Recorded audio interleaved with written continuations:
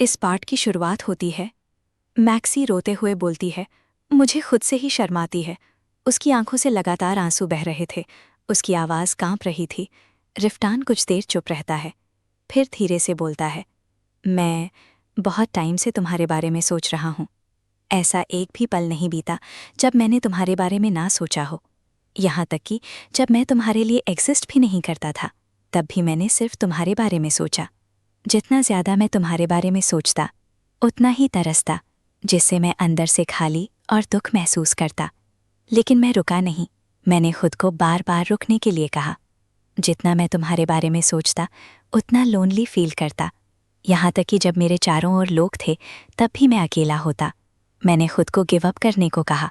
मैंने खुद को समझाया कि जिसे तुम पा नहीं सकते, उसे चाहने का क्या फ़ायदा।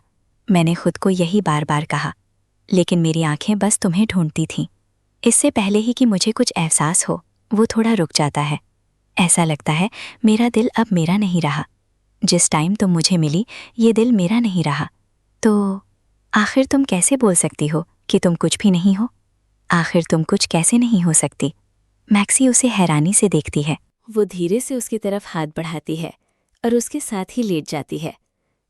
अरे भाई, दब जाएगी मैक्सी, इतनी सी तू और इतना बड़ा आदमी ऊपर, कचूम्बर बन जाएगा। सॉरी गाइज, सीरियस मोमेंट बर्बाद कर दिया। उस वक्त वो ऐसे गिर पड़े मानो किसी गिरे हुए महल का मलबा हो, और काफ़ी देर तक रोते रहे, इतना कि उन्हें खुद नहीं समझ आ रहा था कि वो रो क्यों रहे हैं। मैक्सी और रिफ्टन ऐसे ही पड़े रहे जब तक वो लंबी अंधेरी रात खत्म नहीं हो गई। सुबह होती है। गेबल बोलता है, फाइनली हम कार्डिकल फॉरेस्ट से बाहर आ गए। इस स्पीड से हम कल तक कैसल में पहुंच जाएंगे। और मैक्सी अभी भी रिफ्टन की बाहों में थी।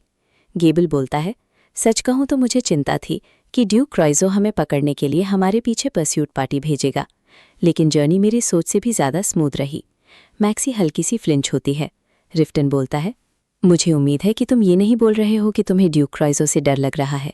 गेबल बोलता है, बिल्कुल नहीं, लेकिन हमें बेकार के दंगे से बचना चाहिए, खासकर इसलिए क्योंकि हर लेडीशिप को चोट लग सकती है। तभी रिकाइडो उसे पीछे से जोर से कोहनी मारता है और बोलता है, अगर तुम्हारे पास बात करने के लिए इतना टाइम है तो जाकर आग ही जला लो। और वो वहाँ से चला जाता है।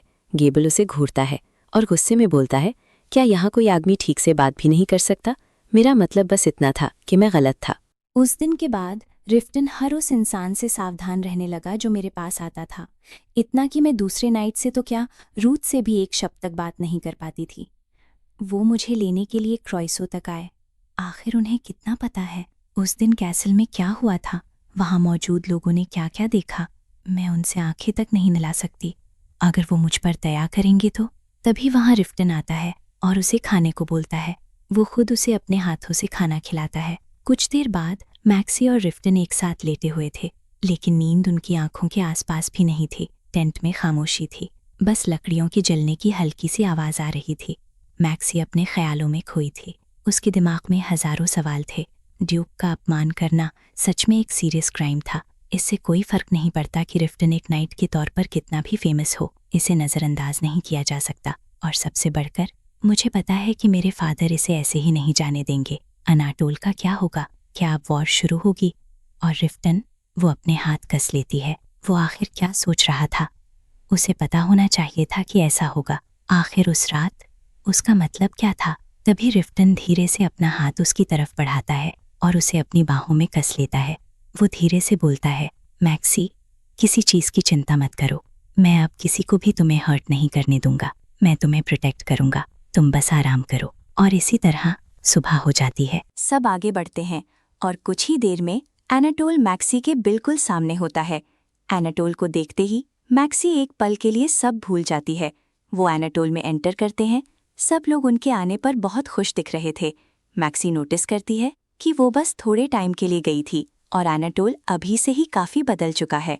सब कैसल में आते हैं। रिफ्टन मैक्सी को आराम से उतारता है। तभी बचे हुए नाइट्स भागते हुए आते हैं। हेब्रॉन स्माइल कर बोलता है, माई लेडी, आप लौट आईं। वो एक जेंटल और वार्म स्माइल के साथ बोलता है, वेलकम बैक। मुझे उम्मीद है जर्नी ज़्यादा मुश्किल नहीं रही। इसी के साथ ये चैप्टर भी खत्म। और लगता है राइटर मुझसे भी बड़ा वाला आलसी है, इतना सा पार्ट देकर गायब हो गया। खैर, अब फिर से वेट करना पड़ेगा। सब लोग दुआ करो कि कहीं राइटर जल्दी सीजन एंड ना कर दे, वरना 7 दिन वाली उम्मीद भी टूट जाएगी। तो मिलते हैं अगली वीडियो में। Bye bye.